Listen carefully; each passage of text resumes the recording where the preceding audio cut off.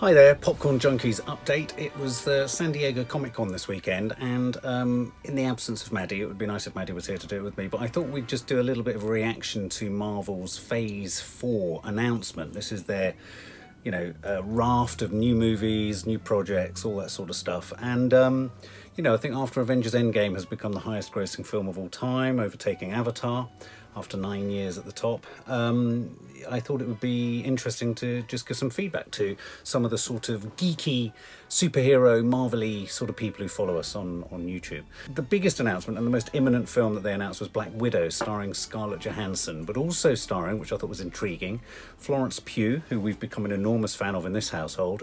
We loved her she was great in Midsommar. In fact, I think she was the best thing in it. We loved her in Fighting With My Family. It also stars David Harbour from Stranger Things, which has got Kiki really excited. It's funny how it's certain names within these projects are the things that sort of, make youngsters really invest in them. So, but the only thing that sort of slightly concerns me with Black Widow is I feel like we're going to get something that's a bit more of a Jack Ryan type project, or a Jack Reacher, or something that's a bit more sort of action hero, Cold War-y kind of thing. So, maybe Marvel are sort of pushing for a more sort of realistic kind of action films in Phase 4. I'm not too sure. This sort of Avengers swirling kind of mystical Thanos-like otherworldly stuff, although that's in there, that's in some of the other projects that are coming. I think it's interesting that they're leading with Black Widow. So Black Widow is the first one. That's starring Johansson. It's also starring Rachel Weisz as well, who we loved in The Favourite. So a lot of strong female characters in that film. So that was one announcement. The big news later this year is the launch of Disney's streaming service, Disney Plus. And obviously we all know that The Mandalorian is their big Star Wars series that they're going to launch on that channel. And I saw this Phase 4 announcement generally as a shot across Netflix's bows. Obviously Netflix is tickety-boo because Stranger Things is one of the highest streaming series of all time.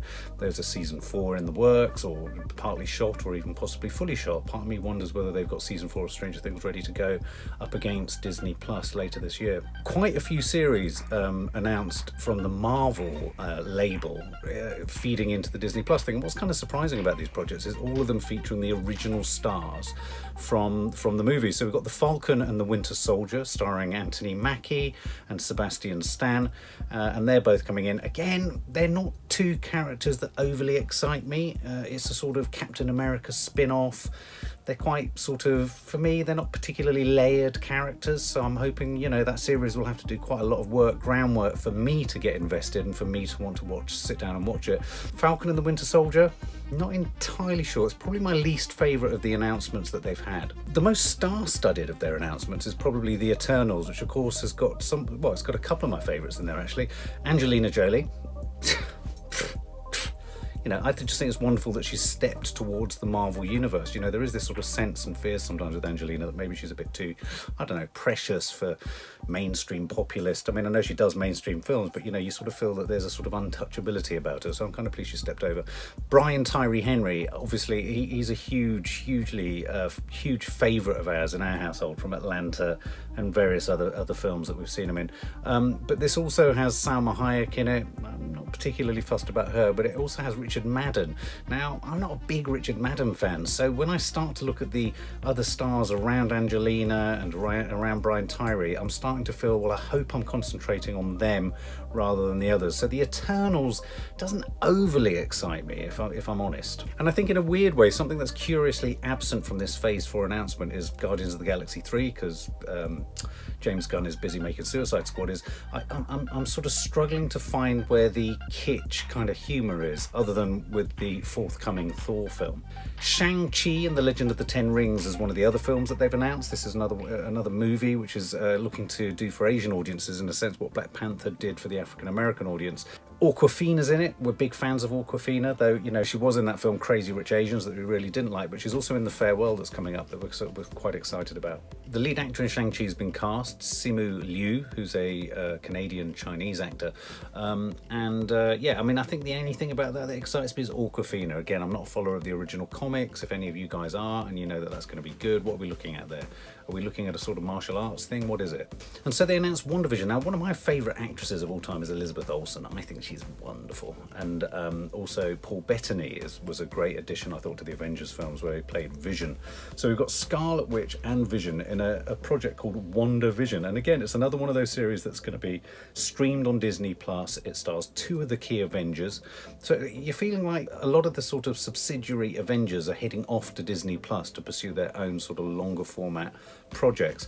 I mean, there's not an awful lot known about this, other than they are two extraordinarily strong actors. So again, that could be something that's quite exciting. That's coming in spring 2021, and even Paul Bettany wasn't wholly sure what his part was, or what the actual series is going to involve. Kevin Feige says it's going to get weird, we're going to go deep, we're going to have lots of surprises, and we're going to finally understand Wanda Maximoff as the Scarlet Witch. I don't think Elizabeth Olsen's really been given the chance to sort of take us into her character in the Avengers film, so I think this might be a real opportunity for some character studies and some, you know, for us getting into the sort of psychology and the background of both Paul Bettany's character, but also Elizabeth Olsen. You know, she's this strange, sort of mesmeric kind of character. So I think the world of the Avengers is going to carry on clearly on Disney Plus. One of our favourites, one of Maddie's favourites and Kiki's favourites from the early days of the Avengers, of course, was Loki, played by Tom Hiddleston. And Tom Hiddleston will be continuing his role in Loki, another series on Disney Plus. Now, many, you know, I got sort of, when I initially saw the announcement from San Diego Comic-Con, I was thinking, oh wow, look at all these projects, all these films coming, but almost half of the announcements were series for Disney Plus. And here's my concern about streaming channels. Marvel have made lots of series, obviously, that have been streamed on Netflix, and they've fallen on other channels as well. And there's a sort of quality. I even find Agents of S.H.I.E.L.D., there's a quality to the way it's shot, because it's televisual, because the budgets are tighter, even though they're high budgets for telly, where you know it's a television series. And something gets lost. I don't know whether it's like all the supporting cast become more sort of television actors rather than cinematic actors. The whole thing becomes a bit smaller. It becomes a little bit less believable, or a little bit less investable in, if you know what I mean. So when I know everyone's kind of excited about these characters, these new series, these new, but I always get a bit sort of, I don't know, it's not sort of proper.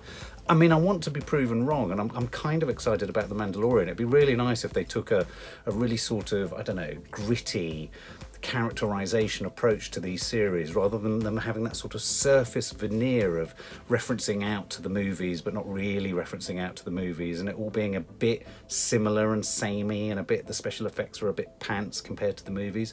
So I think they've got a lot of work on their hands to make these series really punch through, but maybe they will. You know, I think Game of Thrones really gave you sort of far more than just the special effects. It gave you characterization, it gave you groups, it gave you politics, it gave you gender politics, it gave you all sorts of layered shit going on. So I'm kind of hoping, you know, if they can bring that to bear on Loki and WandaVision and the Falcon and the Winter Soldier, then hey, yeah, I could become invested in that way.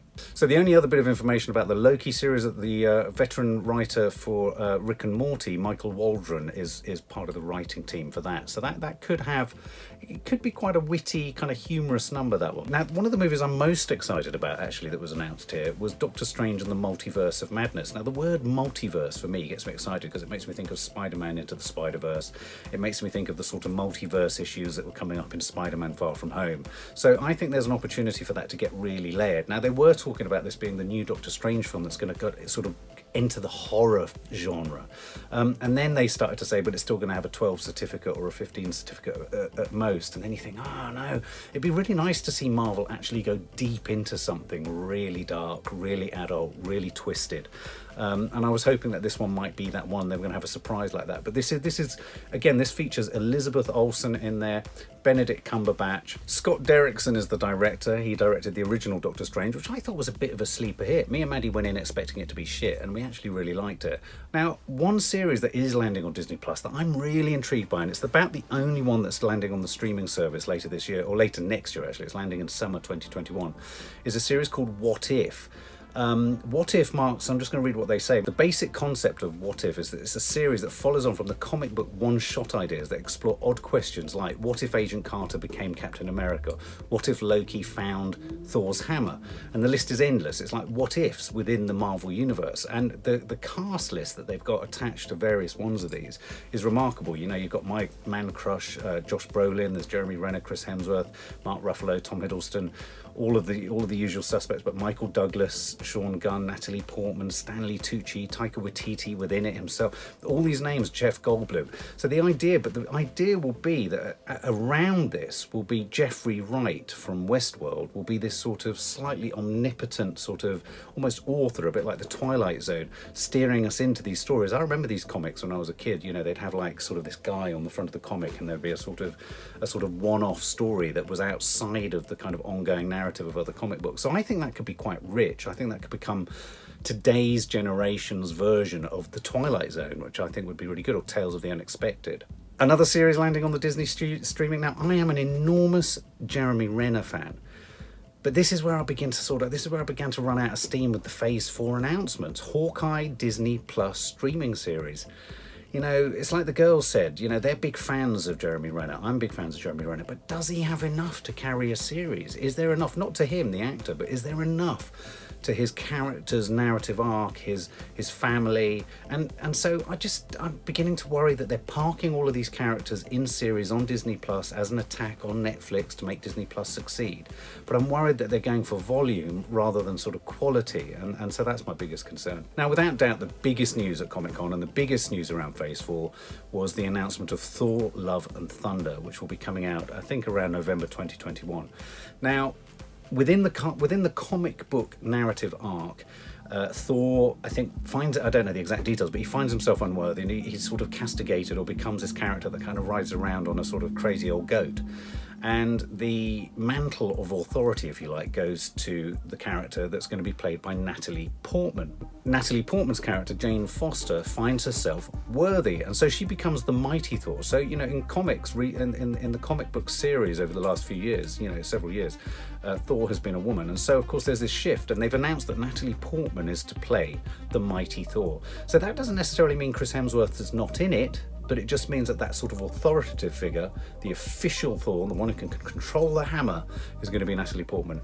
What do you think about that, guys? Are you pleased about that? Are you sad about that? I mean, it's loyal to the canon and arc within the comic books. But I mean, for me, Thor is all about Chris Hemsworth. If I had any concerns, it's not that Natalie Portman isn't great. I think she carries a lot of sort of cult geek baggage, which is positive, from Star Wars. I just worry whether she can carry comedy, and especially given that it's directed by Taika Waititi, who I thought his last Thor Ragnarok, was absolutely sensational. And yeah, I just want it to carry on. Now, correct me if I'm wrong, maybe she will be able to sit at the centre of a very comic, sort of Flash Gordon-esque follow-up to Ragnarok. But I don't know, there's something about Natalie Portman that's a bit tight-lipped. She's a little bit clipped, she's a little bit serious. So hopefully I'm wrong. And I know that the girls, Maddie and Kiki, aren't happy about Chris Hemsworth perhaps not being at the centre of Thor.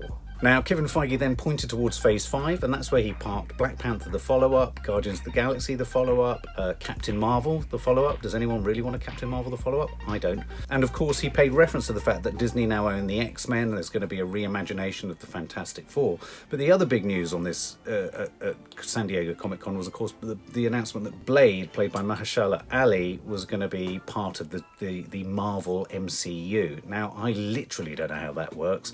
I don't believe Blade was part of the Marvel universe, so why has it become part of the universe, and how is it going to become part of the universe? I wasn't a fan of the original films with Wesley Snipes. I was aware of the success of them, but you know, share with me, how significant is this? Is there a historical connection between the Marvel universe and Blade? Is there any sort of way that this can work together? I mean, obviously they think there is. I'm fascinated to know. I'm a big fan of Ali, the actor from Moonlight and Luke Cage. But that's the big unknowable one for me, but it's one that's captured a lot of people's imagination. Let us know what you think about Phase 4. What do you think? Do you think they've got it wrong? Do you think they're pitching it right? Were you a bit disappointed by the choice of films? I must admit, I was a bit disappointed by the choice of films. I thought, what, for the next 2 years, this is what we've got to look forward to. A Doctor Strange film, a Thor film right at the end, and the Eternals. That really, I mean, you know, that didn't excite me. It didn't excite me in the way that all the other films. No sign of Ant-Man. You know, is he now considered part of the Avengers? No reference to the Avengers, bar all of these spin-off series on Disney Plus. I thought the Phase 4 announcement was more about Disney Plus than it was about Marvel's MCU.